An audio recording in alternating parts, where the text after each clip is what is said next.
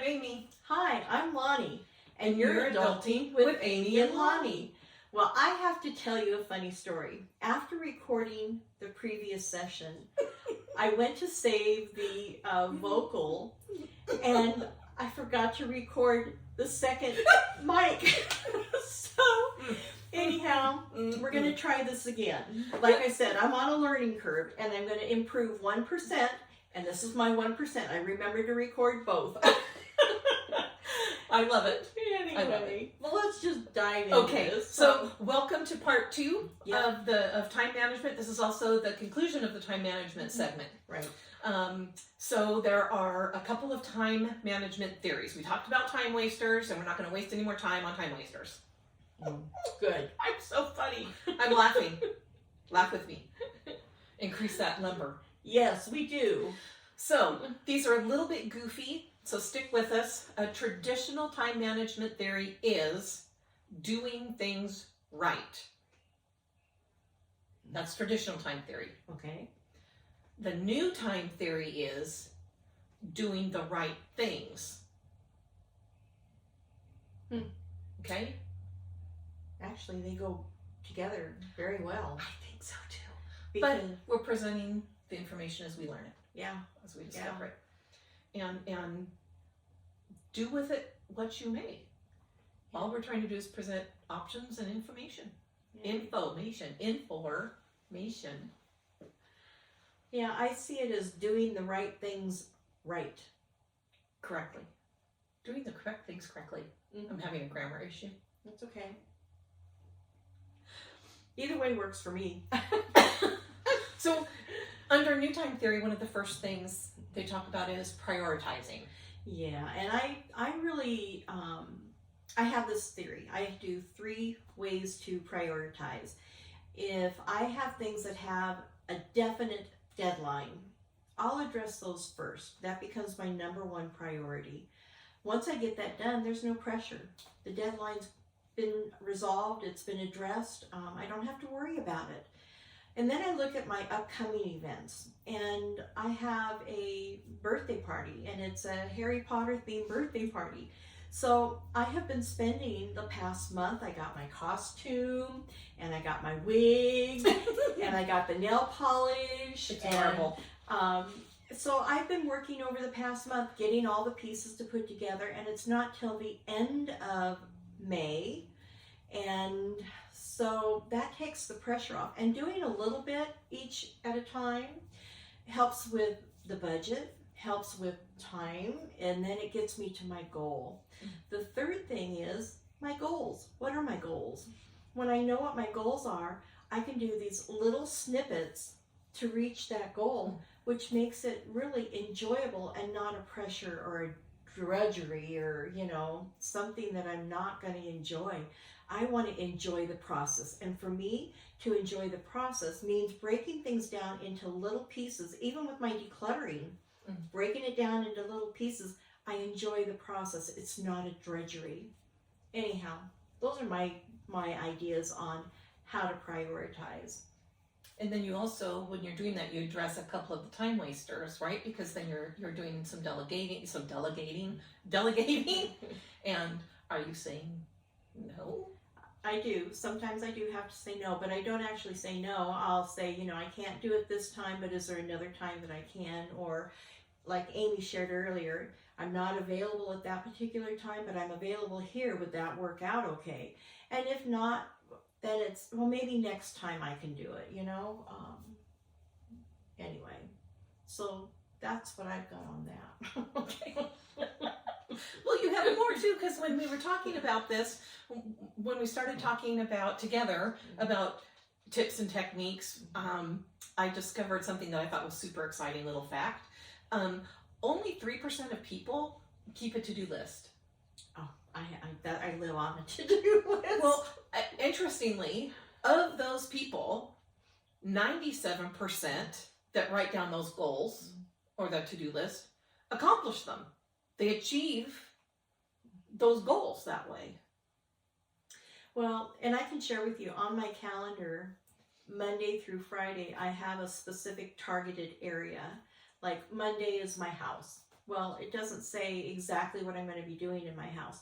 But then I decide the night before what I want to focus on, and I prioritize that and work that into those 3 topics on what my goal is that I'm trying to achieve and what I'm going to do. And, you know, and Tuesday is a recording day. So, you know, we record and I do my editing. And again, I have a basic idea of what I'm going to be doing each day. And it can vary, and sometimes I don't. Maybe things come up and I have to swerve, is what I call it.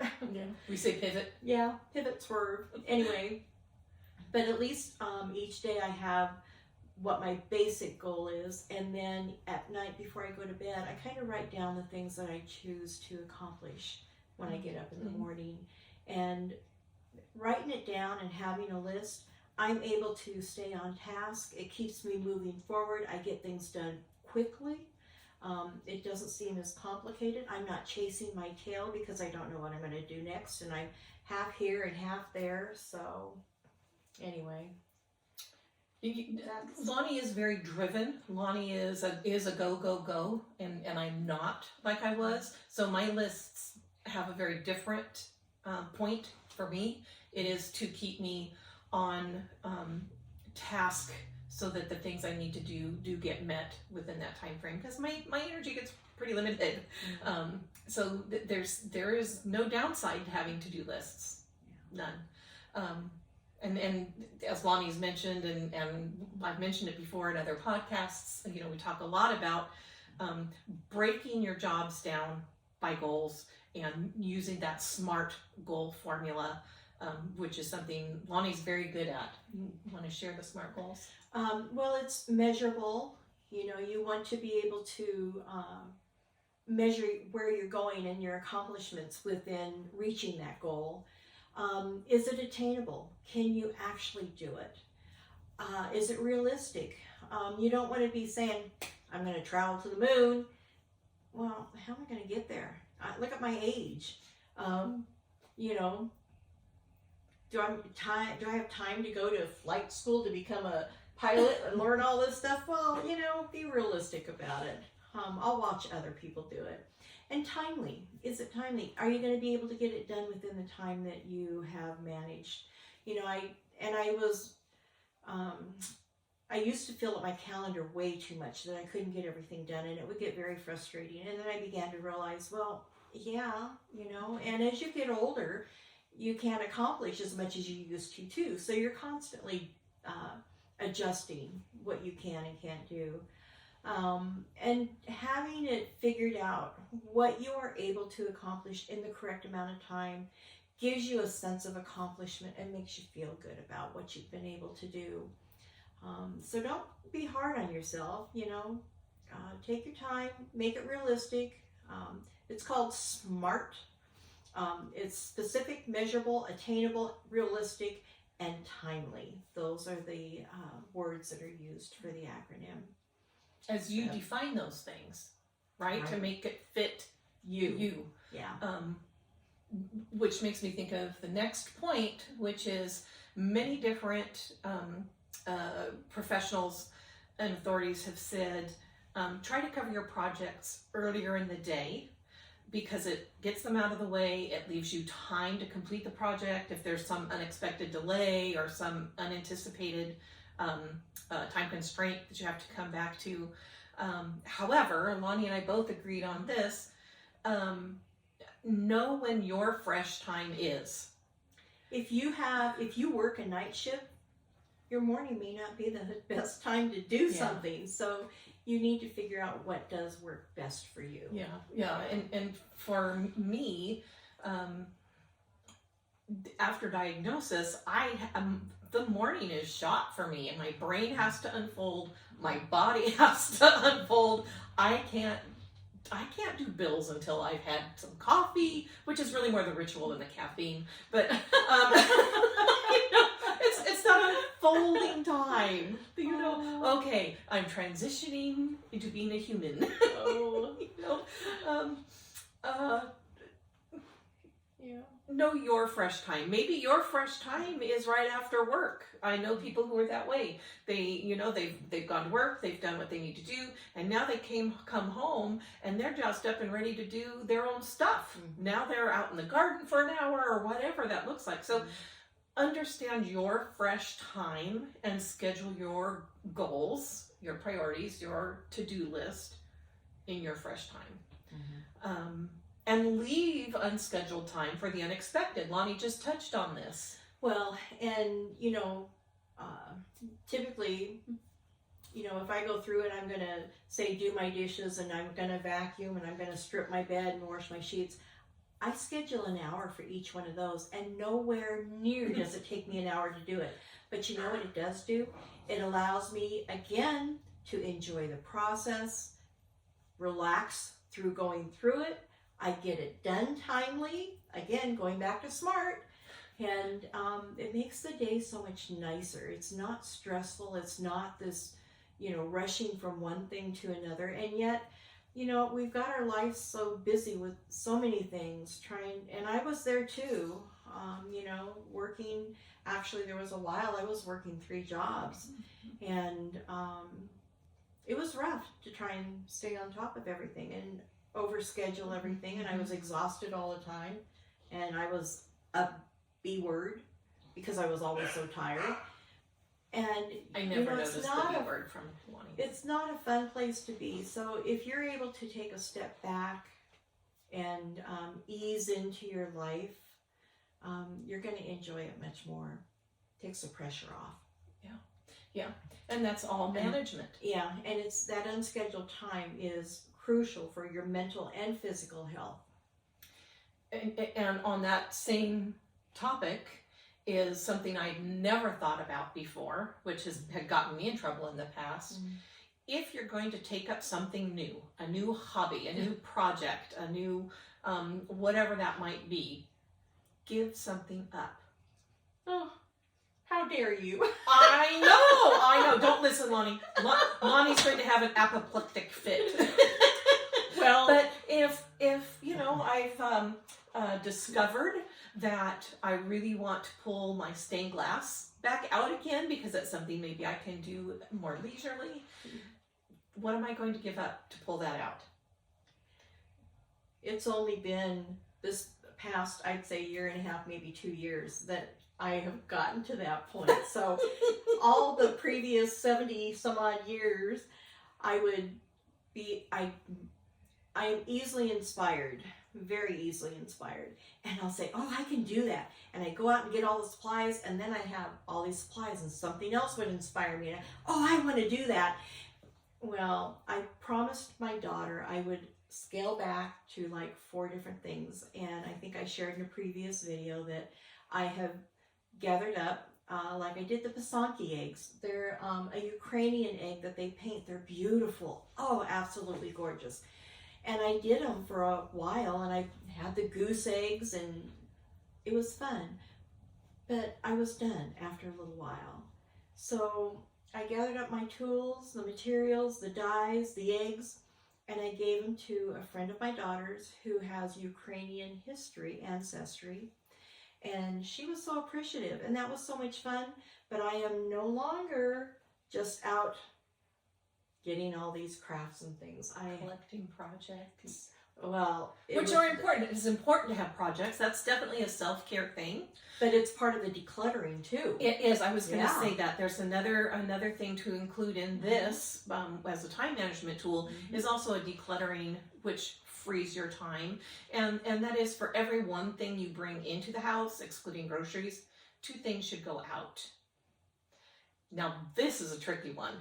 Oh, that vase, I love that vase. Oh, I must have that vase. It looks so good here. Okay, enjoy the vase. Put it there. What 2 things are you not enjoying any longer, like you are the vase, that can go to someone else? Goodwill or a friend or whatever. So, anyway. Yep. Okay. Yep. All right. Prioritizing. Oh, we do have a handout. We do. And the credit for this particular handout goes to the Cuesta College Time Management Day course from, I don't know, 2005. It was a fabulous course. I enjoyed it, no end.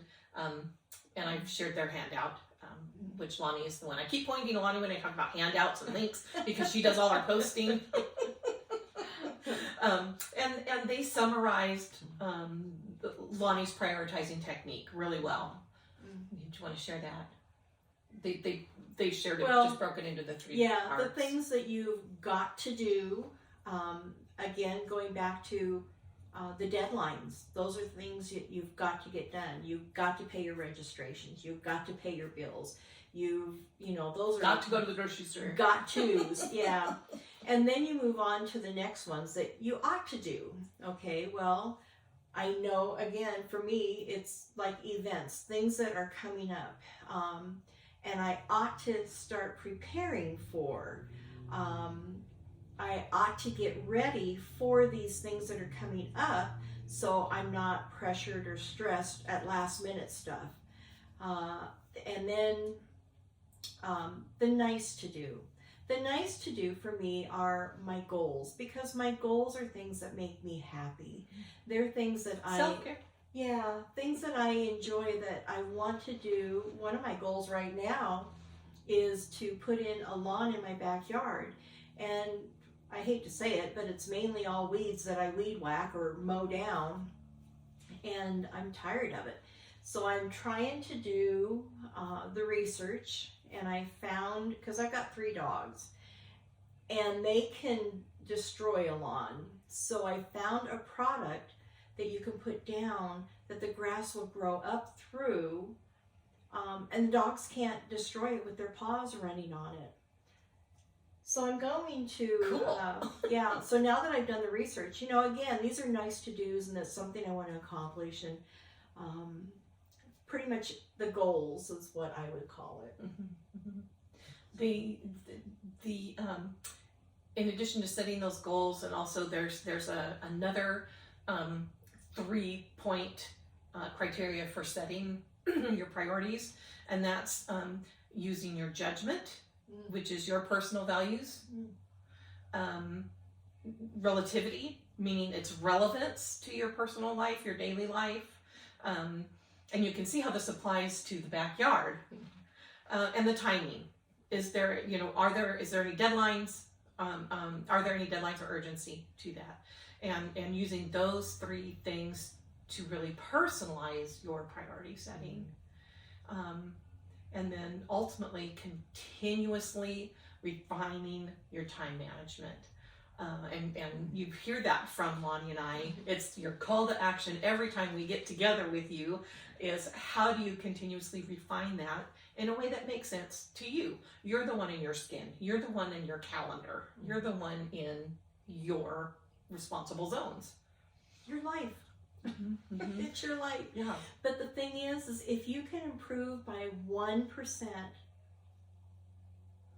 imagine 100 days from now, you're going to be an expert. So you're suggesting just a 1% improvement each time you refine. Yeah, just 1%. That's all it takes, because that means that you're moving forward. That means you're learning. That means that you're getting better. And you're going to be really happy with the results. And experimenting? Nothing wrong with experimenting. That's how you learn what you like and what you don't like. Yeah. Again, there are no failures. Right. There are learnings of what you like and don't like. There are learnings of, what worked and didn't work. No failures. No.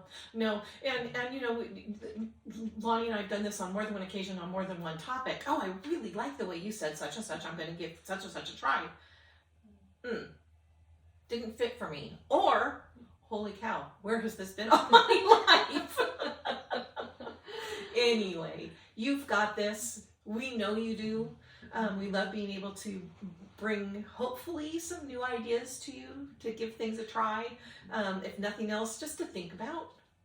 If that's the worst thing that happens, is you're thinking about yourself and how to be an effective self, score. Yeah. You can only be effective to others if you're effective to you. That is a fact. Yeah. Anyway, this is where we end our time management segments. Okay.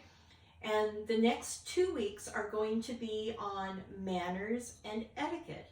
And we're going to start with manners, and we'll go through the definition and explain all of that. But who knew there was such a difference? I know. Anyhow, thank you again for joining us. We have so enjoyed you being here, joining us on this journey, and sharing your thoughts and your feedback and suggestions on how we can improve. We dig them. We dig it. Yeah. So anyway, until next time, have a fabulous week. And be well. Bye. Bye.